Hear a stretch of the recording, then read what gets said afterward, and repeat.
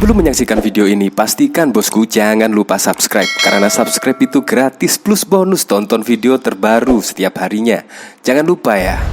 Nah ini, kok bisa-bisanya ya Novel Bak Mukmin, mantan anggota FPI ini menyebut setelah Ade Armando babak belur, Novel Bak Mukmin ingatkan Yakut Abu Janda dan Denny Siregar. Ini malah mengingatkan Gus Yakut. Apakah Novel Bak Mukmin ini lupa ya kalau Gus Yakut ini adalah Ketua Umum Banser, yaitu memimpin jutaan Banser. Ini malah dari tweetan GP Ansor Maja. Sebelum tanggal 11 April dan sesudahnya, akun Ansor Maja memilih diam karena tidak ingin memperumit masalah negara ini dengan hal remeh-temeh.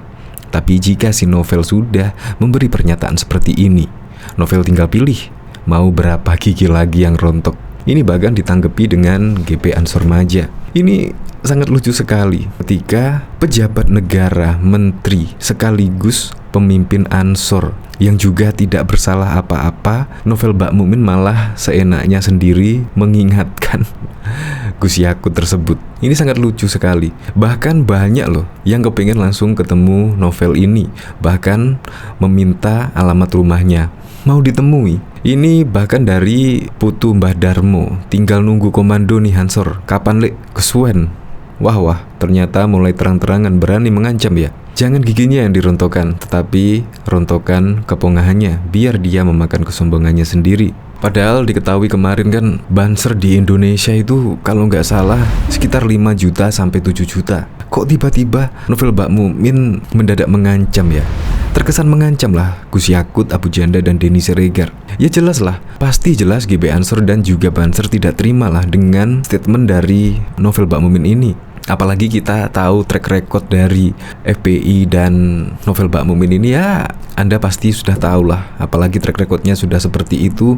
Bahkan juga yang kemarin ketika Ade Armando pada 11 April dikeroyok tersebut, dia malah sangat tidak bersimpati sama sekali. Terkesan malah senang. Bahkan Denny Siregar kemarin juga malah menantang Novel Bak Mukmin untuk duel di ring. Bahkan Denny Siregar juga menyiapkan ring tersebut. Untuk lebih lengkapnya simak berita berikut ini, Good News Indonesia. Novel ingatkan Gus Yakut akan seperti Bung Ade. Mungkin dia lupa Gus Yakut adalah pemimpin Banser. Waksekjen PA212 Novel Bak Mukmin mengingatkan pihak-pihak yang kerap mengolok-olok Islam agar mengambil pelajaran dari kasus pengeroyokan Ade Armando. Menurut Novel, pengeroyokan yang dialami Ade Armando itu merupakan balasan dari mereka-mereka yang merasa kebal hukum. Pelajaran buat mereka yang hina Islam. Kalau memang para terduga penista agama Islam merasa kebal hukum, silahkan datang kepada masa aksi demo, kata Novel saat dihubungi pojok1.id pada Selasa 12 April 2022. Anak buah HRS ini lantas menyinggung orang-orang yang kerap mengolok-olok Islam seperti Denny Siregar, Abu Janda, dan Menteri Agama Gus Yakut. Orang-orang tersebut, kata Novel, juga akan menyusul layaknya yang dialami Ade Armando. Ditunggu ya, dikebukin masa, tulis Denny Siregar. Abu Janda dan Menteri Agama Gus Yakut siap-siap nyusul, jar Novel. Sebelumnya, pegiat media sosial sekaligus akademisi Universitas Indonesia Ade Armando menjadi korban dalam kericuhan pengunjuk rasa di gedung DPR RI pada Senin 11 April 2022. Ade mengalami kejadiannya yang tidak diinginkan. Ade kini tengah dilakukan perawatan di rumah sakit. Polda Metro Jaya sendiri sudah mengidentifikasi terduga pelaku pengeroyokan Ade Armando. Identitas dan foto terduga pelaku sudah disebarkan di medsos. Dari informasi yang beredar, terduga pelaku pemukulan Ade Armando itu masing-masing berinisial DUH, TSBP, AL, dan AP. Ya, itu sudah teridentifikasi sebagai pelaku pemukulan, kata Kabid Humas Polda Metro Jaya Kombes Pol Indra Sulpan kepada wartawan. Bahkan diketahui, Ketua Umum GB Ansor Yakut Khalil Qomas meminta GB Ansor menghadapi semua tantangan kebinekaan. Salah satunya, kata Yakut Khalil Qomas, menghadapi aktivitas orang-orang ex-Hizbut Tahrir Indonesia HTI dan ex-Front Pembela Islam FPI. Yakut Khalil Qomas menegaskan, pemerintah telah membubarkan HTI dan FPI. Namun, lanjut Yakut Khalil Qomas, para ex-anggota dua organisasi tersebut masih terus bergerak. Mereka masih berkeliaran di bawah tanah.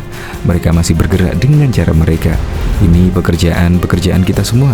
Jadi, tolong ini dipikirkan, kata Yakut Khalil Qomas saat membuka konferensi besar Kombes 15 Gerakan Pemuda Ansor di Banjarbaru, Kalimantan Selatan. seperti dilihat dari channel YouTube Gerakan Pemuda Ansor pada Rabu 30 Maret 2022. Menurut Gus Yakut, GP Ansor tidak boleh membiarkan pemerintah sendirian menghadapi ex-anggota HTI dan FPI. GP Ansor adalah terdepan dalam mempertahankan NKRI. Kita tidak bisa membiarkan aparatur negara menghadapi ex-FPI, HTI yang sejenis. Kita tidak bisa serahkan itu semua kepada aparatur negara untuk menghadapinya sendiri, imbu Gus Yakut yang juga Menteri Agama ini. Dia menegaskan, sebagai masyarakat dan warga bangsa, semua memiliki kewajiban yang sama. Ada kelompok-kelompok agama yang menggunakan sebagai tool atau alat untuk memperjuangkan kepentingannya, juga masih masif gerakannya. Ini yang harus kita pikirkan bersama, papar Gus Yakut. Terlebih, Ansor dan Banser yang mendeklarasikan dirinya sebagai garda terdepan atas pertahanan NKRI. Karena itu, GP Ansor diminta merumuskan cara-cara menghadapi ex-anggota HTI dan juga FPI tersebut. Gus Yakut berharap cara itu dapat dirumuskan di dalam Kongres GP Ansor. Ini tolong dipikirkan dan tolong dianalisa. Dilihat apa kebutuhannya, apa keperluannya organisasi dengan melihat situasi yang berkembang seperti sekarang ini. Jangan asal membuat kongres, tetapi substansinya itu harus dipikirkan, urai Gus Yakut. Seperti diberitakan, organisasi massa Ormas Hizbut Tahrir Indonesia sudah resmi dibubarkan oleh pemerintah. HTI dibubarkan pada 19 Juli 2017 melalui SK Menkumham nomor AHU 30 AH108 tahun 2017. Selain itu, ormas lain yang dibubarkan adalah FPI Front Pembela Islam. FPI oleh pemerintah dinyatakan bubar pada 30 Desember 2020. Pemerintah melarang aktivitas dan akan menghentikan setiap kegiatan yang dilakukan HTI maupun FPI, sebab keduanya tidak lagi memiliki legal standing, baik sebagai ormas maupun organisasi biasa. Secara organisasi HTI memang tidak aktif, namun apakah aktivitasnya benar-benar sudah berhenti? Tidak. Buktinya situs HTI masih aktif. Padahal pada Juli 2017 silam website resminya telah diblokir oleh pemerintah. HTI mengganti domain lama dengan yang baru. Situs lama tidak bisa diakses beralamat Hizbut Tahrir .id. Sementara website HTI yang bisa diakses adalah Hizb Indonesia Online. Ini terlihat dari banner atas tampilan website. Jelas terpampang tulisan Hizbut Tahrir Indonesia untuk melanjutkan kehidupan Islam. Di bagian background terdapat bendera hitam dan putih yang disebut HTI sebagai Ar-Rayah dan Al-Liwa. Merujuk pada DRT HTI yang sudah direvisi pada tahun 2008, HTI memiliki simbol bendera tauhid dengan warna hitam dan putih. Simbol bendera itu juga menjadi stempel HTI dengan tambahan nama organisasi. Namun, tidak ada daftar kepengurusan atau pengelola website tersebut.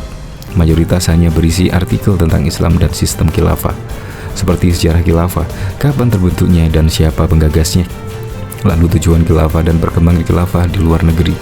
Ada pula artikel berisi ajakan atau motivasi tentang pentingnya khilafah harus berdiri di muka bumi. Dari penelusuran Fin, artikel terakhir diunggah pada 28 Februari 2022. Selain itu, ada pula artikel yang menyebut khilafah adalah ajaran Islam, karena itu wajib ditegakkan kembali di Nusantara. Menurutnya, HTI merupakan organisasi politik, bukan murni organisasi dakwah.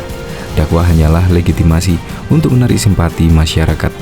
Harapan mereka agar masyarakat percaya bahwa gerakan dan aktivitas lapangannya benar-benar bersumber dari Al-Quran dan Sunnah, ujar Makmum Rashid kepada Fin pada Minggu 6 Maret 2022. Sejak dibubarkan dengan Perpu Ormas, seharusnya pemerintah dan pihak terkait bisa menertibkan seluruh gerakan HTI.